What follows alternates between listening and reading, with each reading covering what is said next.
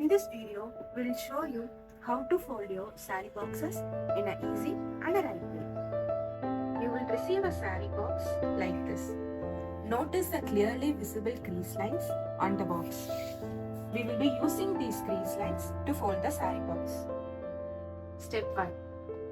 Fold the creasing line of the top box like this twice, where there would be 3 foldings. Repeat the same on all sides.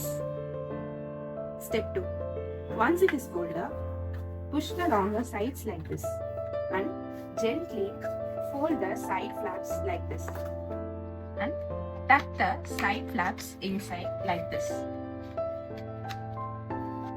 Your top box is ready. Step 3. Repeat the same for your bottom box. Combining both would create a perfectly folded saree box.